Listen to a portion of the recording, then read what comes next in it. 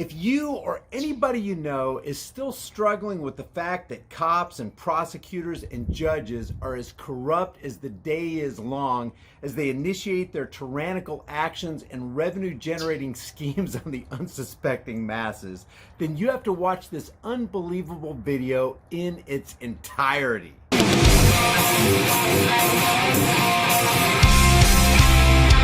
Hey, before we get into this video, let's be honest about something. You'll probably never need the seatbelt portion of this or the window breaker, but I've always needed a bright, reliable flashlight and a portable power bank. This thing will charge your cell phone from 0 to 100% no problem, and this charge lasts forever. I haven't even charged this thing for about 2 months now.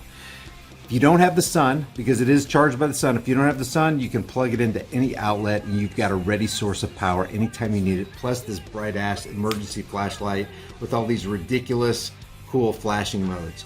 My link for your massive discount is in the description below, and believe me, you're gonna want a couple of these things. March 2013 in the city of Electra, Texas. My wife pulled over to the side of the road so we could switch drivers. Before we could finish, Electra City police officers Matt Wood and Gary Ellis pulled in behind us. I'll give you too quick. Alright. Sorry, what? You have your ID with you? Sorry, am I? No. Yeah, we're good. Okay. Your ID. Officer Matt Wood goes to the other side of the van.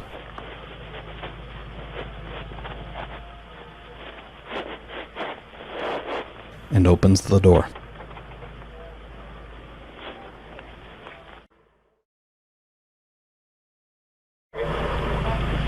That? Sir, I'm not searching your car. Okay? Okay, well, once again, we're telling you that's not an intrusion. And once again, I'm telling you. Okay, well, okay, well, why don't you sit back over here for me, sir? Are you just going to make it worse? I'm not making it anything worse. Why don't you sit back over here? I'm asking you.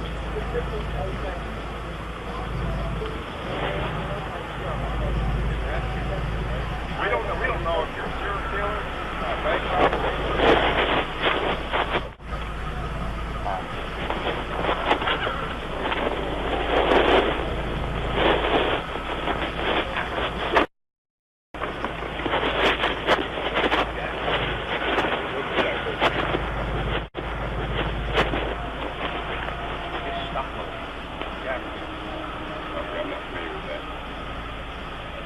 Buddy, that is a term that you cannot ever say, yes, you do.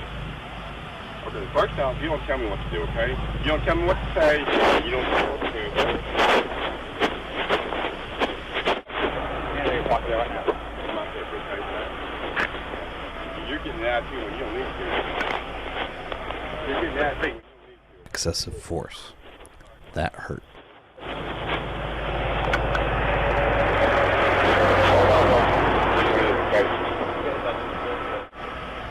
First off, we come up here for public safety and to make sure everything's okay, and you come in with an attitude.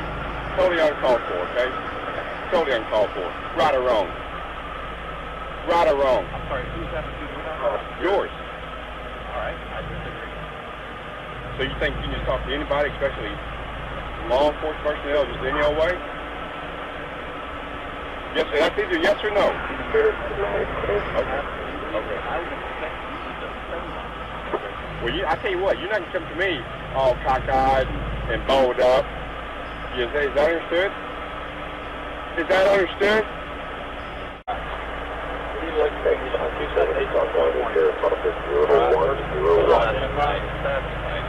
I'm sorry, what?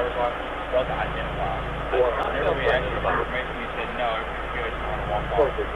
All right? You're a liar. You're making this up. Come on. You think you jail on it? I will. Green coffee, clear coffee. You're just making this shit up. Yes, you are. I'm going to fix those things. All right? Penal code, education code, everything in there? Yeah. That's what you were cited. I did not fail to identify anything. I was not arrested. I was not under arrest. You were locked in. Whether you think so or not? No, I absolutely agree with that. Don't play alcohol. All right. And the warning was... Does it matter that I wasn't driving? I'm sorry. I'm I'm just asking. You know that I'm black, and I'll tell you everything. I'm not going to talk to you. Call the court. Wood and Ellis issued me a citation for an offense they were both certain I had not committed. Just one more warning. You know that you... One more warning. I'm fixing to get your ticket. Or you get in the car and you fucking leave. Alright? Alright, give me the ticket. I told you before, and I'm going to argue out here. Deal with it with courts. Alright? Now leave. 2 false citations simply because I verbally objected to their unconstitutional search of my car. To be sure I did not operate a motor vehicle in the state of Texas that night, my wife continued driving. You need to leave.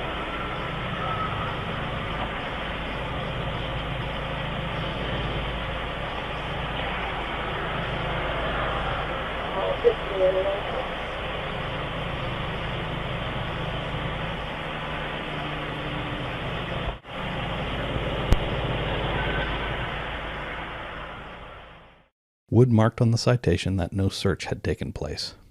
Most importantly, the citation stated that a video was taken. I requested the video and received it at the pretrial hearing. Todd Greenwood gives me a DVD with a copy of the police dashcam video. This is my copy, right? Yes. Here's your copy. Perfect. Let's go watch it collectively if we can. It's your copy after you leave with it. But until then, I'd like us to watch it together. That's the standard. That's what we normally do. I mean, this is my copy now, right? Whether I share it with you or not. No. You have your own copy. Yes, it is. I'm going to give you the copy. You already have given me the copy.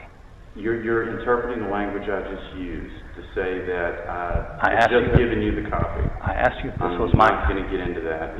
I would appreciate if we all watch it together. Okay, I wasn't And going then we can make a determination. I can make a determination. It's rather long, and I wasn't going to watch the whole thing.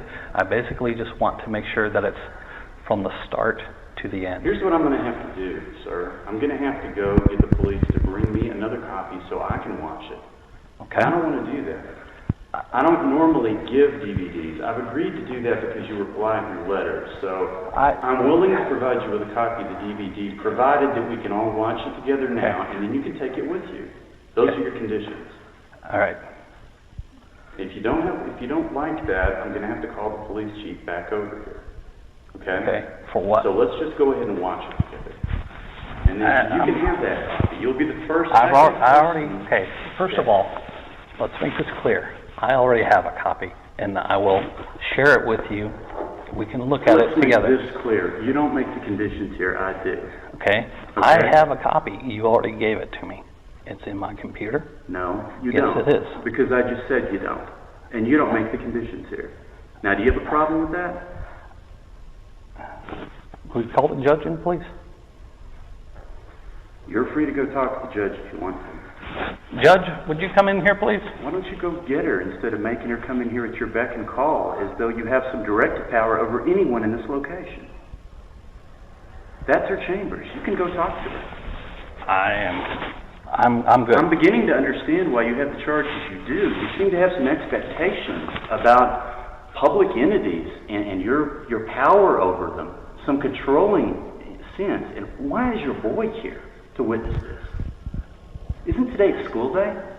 That's my business, not yours. You're right about that, but let me put it this way. Render the DVD back to I me. will not. That is mine. You may call the police and get your own copy if you wish.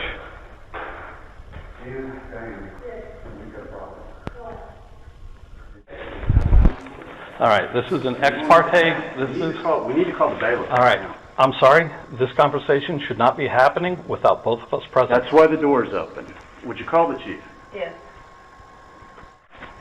Would you rather do this in the office with the door closed? No, with the I would chief not. here I would not. instead of I'd rather be doing it out here. This is why I brought the boy, so he can see how this works. Hey, is Chief there? Tell him I need him down here immediately, please. We have a gentleman in the office. I just need the chief here. Thank you. He'll be right here. Okay. Okay. Am I under arrest now? I don't know. It does it? On what charge would that be? I'm ready to proceed with the hearing, if you wish. I'll be out here at your leisure. Okay, have a seat, thank you. You bet. Electra Police Chief Johnny Morris arrived a few minutes later. Greenwood had a conversation with him within easy earshot of the judge and us. That was inappropriate.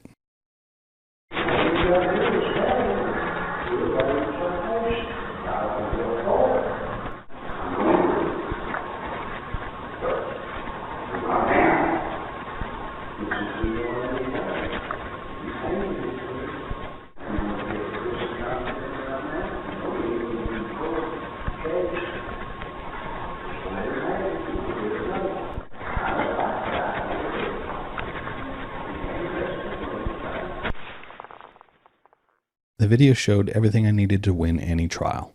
After making sure I had a safe copy of the DVD, I allowed it to be viewed on the judge's computer. Greenwood wanted to chat about what was on the video and my version of the events, and I agreed. After listening to my side of the story, Greenwood gave me some advice. Let me tell you how this would have worked in the 80s or the early 90s. There would have been no audio. You would have been in a small town that didn't have audio or video equipped, and there's still some, if you go towards Lubbock, that don't. You would have been here, we wouldn't have had an audio or video to look at, and the officer, if you had pressed it the way you are now, pressed your rights, the officer would have taken the stand and testified that you laid hands on him. Okay? And a few of them who are worse than Ellis, in your opinion, Ellis or Wood. Some of those guys out in West Texas, what they would have done is they would have put you on the ground in front of your family, handcuffed you, let you spend the night in jail, then they would have said it was because you put hands on them. Your family would have all been witnesses in your favor at trial, but the officer taking the stand in a small rural community would have gone, the jury would have gone with those officers more than likely. And even if they didn't, no one gives a damn, because it's all, you're having to do all the work driving out there, doing all the heavy lifting. So either way, they would have won. My bottom line, and this is nothing to you except a little preaching, is I get clients in your position.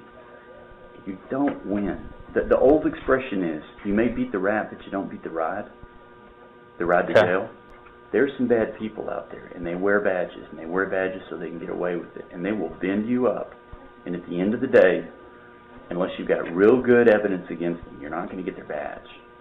You may get worse than that, so be careful, okay? I'm going to ask you a question I don't want you to answer. Do you have a criminal history? The reason I would ask you that question is because if you go to a trial without an audio or video and you're in your situation and somebody was wrongfully arrested and you have a criminal history, you're going to lose because they're going to believe the officer and not the guy with the conviction.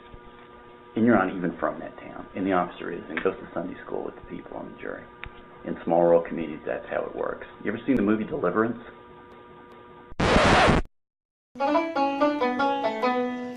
It's not quite that bad, but that kind of gives you a picture. All right? So be careful when you get outside of the suburbs, outside of the donut, because when you are, it's a different world. People, you know, when they're from the suburbs, they don't necessarily realize what's written down in the Constitution is one thing, and the real practice is another. And you're just not in the same kind of protections you have in Allen and Plano and Richardson and places like that. So we do live in a jackboot society. Sometimes, and we shouldn't. Sometimes it's better just to stand there and let it all roll over. I'm going to leave the link to this full video in the description, and if you visit this guy, let him know what you thought about it and tell him High Impact Vlog sent you.